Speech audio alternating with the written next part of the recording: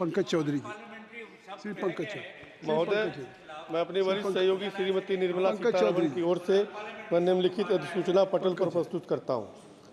Petroleum crude के उत्पादन पर विशेष अतिरिक्त उत्पादन शुल्क जो रुपये 3250 मीट्रिक टन से बढ़ाकर रुपये 6000 मीट्रिक टन करने के लिए दिनांक 19 जुलाई 2022 के अधिसूचना क्रमांक 18/2020 केंद्रीय उत्पाद शुल्क को संशोधित करने के लिए व्याख्यात्मक ज्ञापन सहित भारत के गजट में प्रकाशित दिनांक 1 जुलाई 2024 की अधिसूचना संख्या 17/2024 केंद्रीय उत्पाद शुल्क। श्री असउद्दीन ओवैसी जी।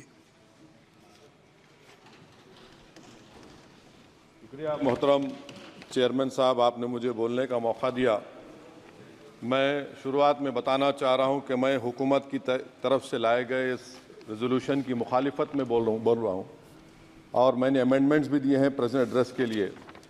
और चेयरमैन साहब, आप उर्दू को जानते हैं। किसी एक शायर ने शायद बरसर इक़्तिदार जमात के लिए ये शेर कहा होगा कि उसूल बेचकर मसनद ख़रीदने वालों, निगाह अहले वफ़ा में बहुत हक़ीर हो तुम। वतन का पास तुम्हें था न होगा कभी कि अपने हिर्स के बंदे हो, बेज़मीर हो तुम। इज़्ज़त नफ्स किसी शख्स की महफूज नहीं, अब तो अपने ही निगहबानों से डर लगता है। डंके की चोट पे जालिम को बुरा कहता हूँ, मुझे सूली से न जिंदानों से डर लगता है। मोहतरम चेयरमैन साहब, मैं आज इन लोगों की तरफ से बोल रहा हूँ जो दिखते तो हैं, जिनके बारे में बात तो होती है मगर उनकी कोई नहीं सुनता। मैं उनके बारे में बोल रहा हूँ जिनके बारे में वज़ीर आज़म मोदी ने कहा था कि घुसपैठी है। मैं उन बेटियों और माओं के बारे में कह रहा हूँ जिनके बारे में मोदी ने कहा कि ज़्यादा बच्चे पैदा करते। मैं उन मासूम नौजवानों के बारे में कह रहा हूँ जिनको मॉब लिंचिंग के ज़रिए मारा जा रहा है।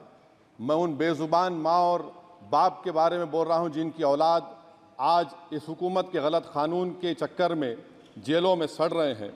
सर, मैं दस्तूर जब इस ऐवान में बन रहा था, संविधान बन रहा था, तो उस वक्त अलहदा वोटर लिस्ट और इंतखाबी रिजर्वेशन की बात आई तो उस वक्त के हमारे फाउंडिंग फादर्स ने, हमारे बुजुर्गों ने, दोनों समुदाय के हिंदू और मुसलमानों ने फैसला किया कि हम इस पर राज़ी नहीं होंगे। बल्कि उन्होंने क्या कहा था हमारे फाउंडिंग फादर्स ने, उन्होंने मुखालिफत की थी अलहदा वोटर लिस्ट की और इंतखाबी रिजर्वेशन की। उन्होंने कहा था, I quote sir, it is the duty of majority community to ensure that minorities are elected in the representative numbers.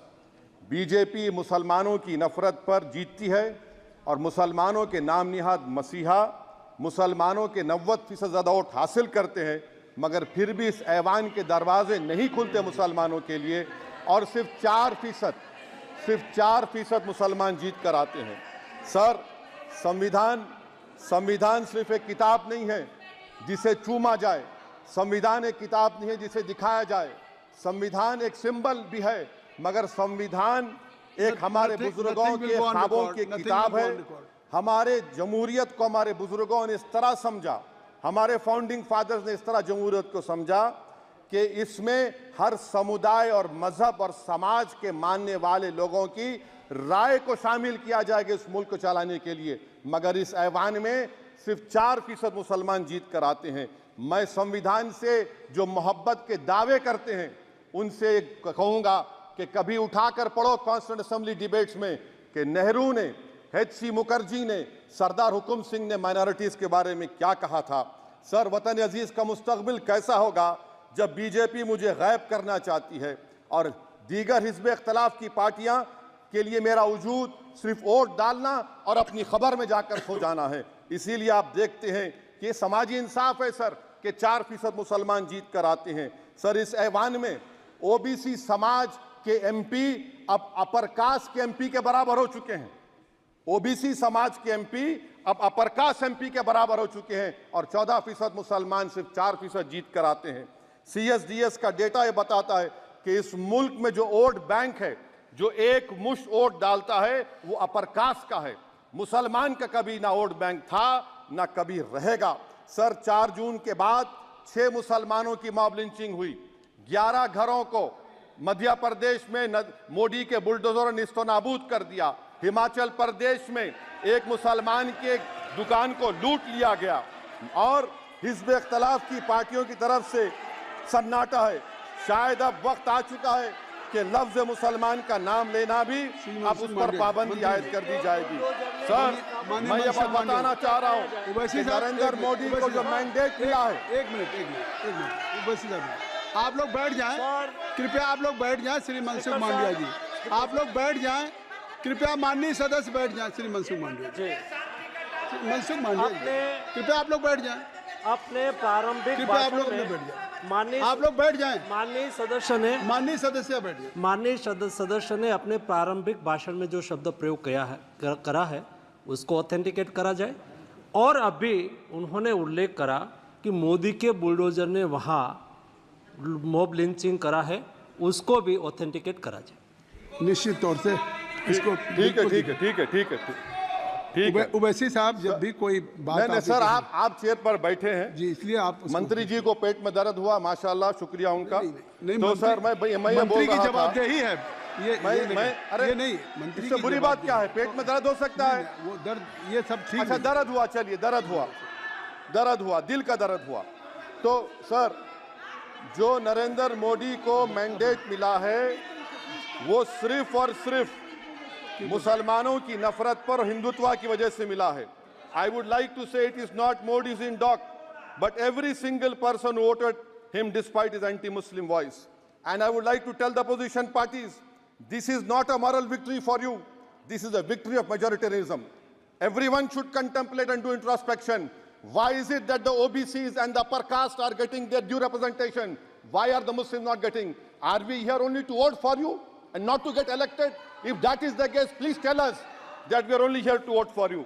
Sir, आज भारत के आधे नौजवान बेरोजगार हैं और रोजगार की तालाश, बेरोजगारी का आलम यह है सर कि मोदी सरकार के 5 साल में 75 लाख एस्पिरेंट्स की जिंदगी बर्बाद हो गई, 6 पेपर लीक हुआ। बेरोजगारी का आलम यह है सर कि रशिया जा रहे हैं, वहां जाकर अपनी जानों को दे रहे हैं। बेरोजगारी का आलम यह है कि नरेंद्र मोदी रोजगार का कैंप चलाती है नौजवानों के लिए कि तुम इजराइल में जाकर काम करो, उनको कैनन फॉडर बना रही है ताकि फलस्तीनियों की जायदादों को हड़प कर सके।